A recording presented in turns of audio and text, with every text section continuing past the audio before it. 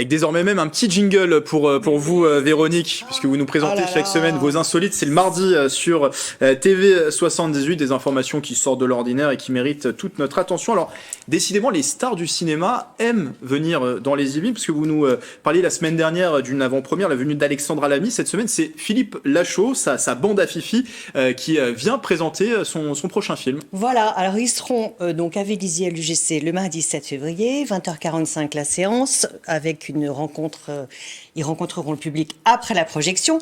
La bande à Fifi, vous la connaissez ? Ils sont originaires des Yvelines, il y a notamment le film Babysitting, voilà, ou Babysitter. Bravo, Babysitting, tout à fait, Paris à tout prix.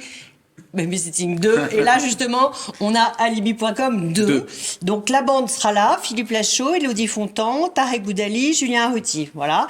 Et c'est un film évidemment plein de gags, réjouissants, jubilatoires. Il y aura dans la bande, les acteurs, merci. L'équipe du film, non, ils seront pas là. Oui. Oh là là, au secours. J'arrête le rugby.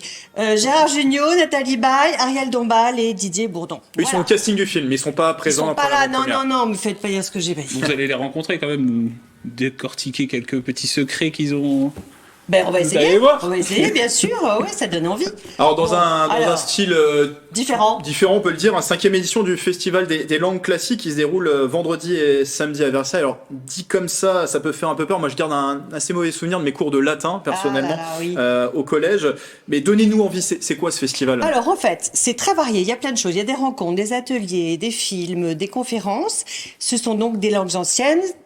Mais vraiment, j'ai un problème. Des langues classiques, mais c'est des langues anciennes aussi. Mais oui, c'est un peu ancien quand même. 5e édition, chinois, latin, grec. Vous aurez donc 3 lieux. L'hôtel de ville, l'université ouverte et l'UGC Roxane. Vous avez un programme très chargé. Il faut regarder sur le site de la mairie. Vous avez, par exemple, Denis Podalides, l'acteur de la Comédie Française, Versailles d'ailleurs, qui vient faire une lecture sur les animaux fantastiques de la littérature grecque. Vous avez aussi... je vous donne quelques exemples, mais il y a plein de choses. Les bestiaires de l'Antiquité, une conférence avec Michel Pastoureau. Michel Pastoureau, c'est un historien qui est spécialiste des couleurs, des symboles et des animaux. Car ce que je n'ai pas dit décidément, c'est que le thème cette année, c'était des animaux et des hommes. Voilà. Et pour un autre exemple, pour terminer, un atelier origami avec 12 animaux de la mythologie chinoise. Le samedi 4, je vous ai inscrit, Grégory. Voilà, l'inscription est faite, ça s'annonce passionnant. Oui, c'est pour tous les âges en fait. Pour tous les âges. Vous pouvez venir avec vos enfants, ados. Franchement, c'est pas que sérieux et savant, c'est aussi ludique. Et ça va peut-être déclencher des vocations d'hellénistes ou de latinistes. C'est jamais. Et avoir de meilleurs souvenirs que les miens au collège. On va voir ça différemment. On va terminer, Véronique, avec l'ouverture d'un café joyeux. C'est au centre commercial Parly 2 au Chénéro-Cancourt. C'est quoi un café joyeux ? Est-ce qu'on peut rappeler déjà ? Alors, un café joyeux, c'est un concept. En fait, ce sont des cafés dans lesquels vous trouvez 80% des employés qui sont soit porteurs d'un syndrome autistique, soit porteurs de trisomie 21. Donc ça fait partie de l'essentiel du personnel. Ils sont encadrés par des managers qui sont donc formés à ce genre de personnes un peu atypiques. Et donc l'idée, c'est de créer du lien, de les inclure dans la société, de leur donner un travail, un salaire, de l'autonomie, de la confiance en soi. Et donc ça s'appelle le Café Joyeux. Il y en a plusieurs en France. Il y en a un à Lisbonne, un à Bruxelles. Il y a une dizaine en France. Et donc celui-ci vient d'ouvrir à Paris-les-Deux dans le centre commercial, Porte Saint-Michel plus précisément.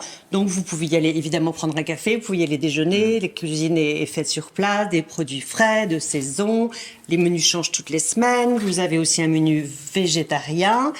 Et quoi dire d'autre ? Eh bien. Moi j'ai une petite info sur ce sujet parce que c'est le premier dans les Yvelines, il y en a plein dans le monde et c'est le premier dans les Yvelines. Et il faut savoir que moi j'ai un souvenir, c'est qu'avant le Covid, ce projet était déjà sur la table parce qu'ils envisageaient d'ouvrir justement un café joyeux à Versailles. Et donc il est ouvert aujourd'hui à Parly 2, mais c'est un projet qui date d'avant le Covid-19, avant 2020. Et donc il y en aurait un bientôt à Versailles ? Non, le projet, donc je pense que c'est celui-là. C'est celui-là, mais donc la réflexion était déjà en cours, déjà avant le Covid. Ouais. Et ce que je trouve juste intéressant à souligner, c'est que franchement, le centre commercial Paris 2, c'est un peu le temple de la consommation, du paraître. Et là, au cœur de cet endroit, il va y avoir du cœur, justement, de l'humain, de la chaleur humaine. et un lieu qui a vraiment du sens humainement parlant. Une belle initiative. Merci Véronique, et on se retrouve bien sûr mardi prochain. J'ai bafouillé là. Mais non, pas du tout. Merci pour ces informations. Vous avez parlé en plus de nourriture sur la faim, ça nous a donné faim. C'est d'ailleurs bientôt l'heure de passer à table.